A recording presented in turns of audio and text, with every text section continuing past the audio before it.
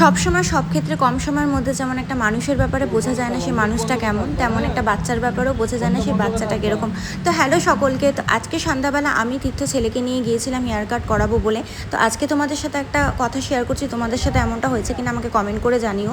ধরো তোমাদের একটা ফ্রেন্ড সার্কেল আছে বা কোনো চেনা পরিচিত কিছু মানুষ আছে, তোমরা একটা গেট টুগেদারে একসাথে হলে সেখানে আরও 3-4টা বাচ্চা, তাদের পেরেন্টসরাও এক জায়গায় হলো। তো সেখানে না কিছু মানুষ থাকে একটা বাচ্চার সাথে আরেকটা বাচ্চার কম্পেয়ার করে, যে ওর বাচ্চা খুব দুষ্টু, তোমার বাচ্চা খুব শান্ত, ওর বাচ্চা এখানে সব থেকে বুদ্ধিমান বেশি। বাট এগুলো কম্পেয়ার করা একদমই উচিত না, কারণ একটা বাচ্চা কীরকম সেটা একমাত্র তার বাবা মা, তার বাড়ির লোকরা যারা তার সাথে 24 ঘন্টা থাকে তারাই বলতে পারে। কিছু বাচ্চা থাকে বাড়িতে অনেক অ্যাক্টিভ থাকে, অনেক ধরনের দুষ্টুমি করে, বাইরে গেলে একদমই শান্ত হয়ে যায়। যেমন আমার ছেলে, ও এতটাই ইন্টেলিজেন্ট, আমি মা বলে বলছি না, ও জানে যে ওর এখন হেয়ার কাট হচ্ছে, ওকে কীভাবে থাকতে হবে, ওকে কোন দিকে ঘাড় নাড়াতে হবে, ওকে যা যা বলা হচ্ছে তাই তাই করছে। ও বাড়িতে এতটা দুষ্টুমি করে, কিন্তু এখানেও একদম চুপ করে আছে।